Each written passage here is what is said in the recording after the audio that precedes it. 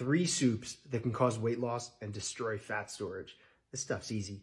Hi, if you're new to this channel, I'm Dr. K, or Dr. Kareem Samhouri, and I specialize in helping you optimize your health so you too can reach your full genetic potential. Now, I'm not going to give up on you, and we're only getting started. If you haven't checked out the other videos on my channel now, please go do that after you watch this video. The first soup that we're going to talk about today is going to be a chicken bone broth. Now, chicken bone broth is an excellent source of nutrition, not just for your digestive tract, not just for your body, not just for your metabolism, but also for skin, nail, and hair health as well. So it can create a very shiny glow and healthy hair, same in your skin and nails, and that's amazing to see. So you might be wondering, how do you make bone broth? And I'll tell you about that in just a minute. Before we do that, I'm going to tell you about soup number 2, which is a beef bone broth. And now let's talk about the differences in how you make them, because there's a lot of similarities and there's just a couple of differences. This is one of the easiest things in the world to make. You take one of those giant pots, okay, and you fill it with water.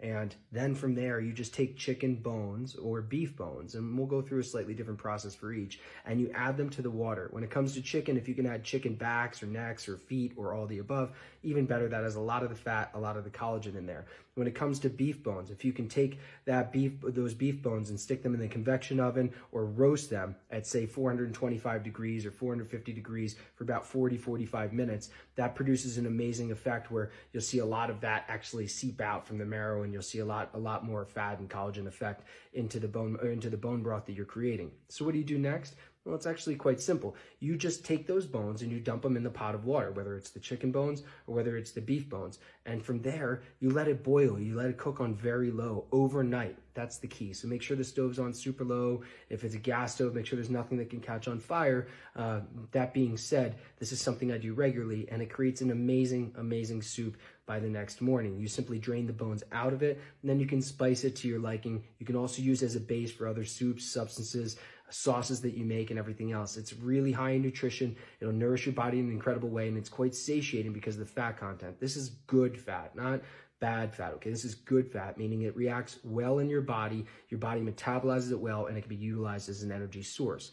The third soup that I want to talk to you about is a carrot and ginger soup. Now, this carrot and ginger soup, I like to add zucchini to it as well with a very low dose of ginger. The reason I put the ginger in there is it's a digestive aid. It really helps stabilize stomach acid and helps the body digest food a little bit more easily. So I think whenever we're taking in a lot of vegetables, especially with a lot of fiber, it can be a bit intimidating on our guts, and it can produce a gaseous response or digestive discomfort on the way out. So adding a little bit of ginger helps mediate that response. So what do you put in there?